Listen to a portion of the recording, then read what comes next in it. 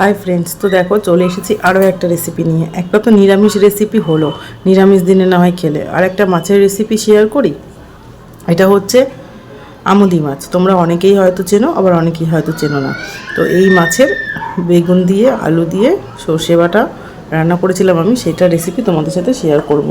দেখো মাছটা ধুয়ে নুন হলুদ মাখিয়ে রেখেছি, আর কড়াইটা খুব ভালো করে গরম করে, তেলটাও খুব ভালো করে গরম করে তার মধ্যে মাছগুলো দিয়ে দিলাম। মাছগুলোকে একটু দূর থেকেই দিচ্ছি, কারণ এই মাছগুলো না খুব ফোটে আর গায়ে ছিটকে আসতে পারে, তার জন্যই দূর থেকে দিলাম। এভাবে অল্প অল্প করে দিয়ে সমস্ত মাছগুলো ভেজে নিলাম। খুব কিন্তু কড়া করে ভাজবো না, একটু হালকাই ভাজবো, যেহেতু এটা ছোট মাছ। খুব কড়া করে ভাজলে শক্ত হয়ে যাবে। আর এই মাছগুলো ছোট হওয়ার সাথে সাথে খুব নরমও হয়, ভেঙেও যায়। তারপর সেই তেলের মধ্যে আলু দিয়ে আলু ভেজে নিলাম। এই যে বেগুনগুলো দিয়েছি, ভেজে নেব। তোমরা দেখেই বুঝতে পারছো আমি বেগুন আর আলুগুলো কিন্তু খুব পাতলা পাতলা করেই কেটেছি।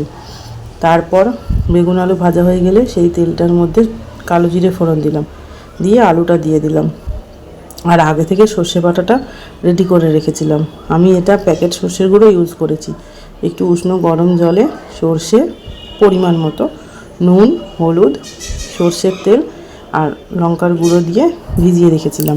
তোমরা চাইলে সর্ষে বেটেও রান্না করতে পারো। আর আমি কাঁচা লঙ্কা চিড়ে দিয়েছি, যেহেতু ঝালটা কম হবে তার জন্য সামান্য একটু লঙ্কার গুঁড়ো ইউজ করেছি। এটা দিয়ে সামান্য একটুখানি ফুটিয়ে, খুব বেশি ফোটাতে নেই কারণ তাহলে তেতো হয়ে যাবে সর্ষেটা, সেই জন্য সামান্য একটুখানি ফুটিয়ে লঙ্কা টমেটো দিয়ে দেবো। দিয়ে তারপর আবার একটুখানি ফুটিয়ে ওর মধ্যে বেগুন মাছ সব একসাথে দিয়ে দেবো। যেহেতু বেগুন আর মাছ দুটো একই রকম, খুব নরম, ওগুলো দিয়ে খুব বেশিক্ষণ ফোটাবার প্রয়োজন নেই। তার জন্য একটুখানি ফুটিয়ে আলুটা যখন দেখবো প্রায় সেদ্ধ মতন হয়ে এসেছে, তখন তার মধ্যে বেগুন আর মাছগুলো একসাথে ছেড়ে দেবো। দিয়ে জাস্ট 2-3 সেকেন্ডই বলবো ফোটানো করে নামিয়ে দেবো। দেখেছো তো, থালাটা ধুয়ে অল্প করে জল দিয়েছিলাম, কারণ একদম জল না দিলে তো মাছটা ফুটতে পারবে না।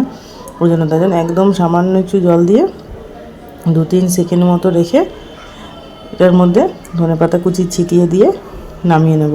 তোমরা জলটা দেওয়ার পরে একবার নুনটা চেক করে নেবে, যদি প্রয়োজন থাকে দেবে, যদি একবারে হয়ে গিয়ে থাকে তাহলে আর দেবে না। কারণ আমি তোমাদেরকে বলেছি মশলার মধ্যেই আমি নুন হলুদ অ্যাড করেছিলাম। তো ওভাবেই আমি করি এটা। তোমরা একদিন খেয়ে ট্রাই করে দেখবে, খুব ভালো লাগে এটা। দেখছো একদম বললাম 2-3 সেকেন্ড ফোটাবো ঢাকা দিয়ে, তারপরে এই যে ধনেপাতাটা কুচি দিয়ে গ্যাসটা অফ করে দেব। তো যেটা বললাম তোমরা এটা বানিয়ে খেয়ে দেখো। আমি জানি না কে কীভাবে বানায়, তবে আমি এভাবে বানাই। আমার খুব ভালো লাগে এই ধরনের মাছগুলো খেতে।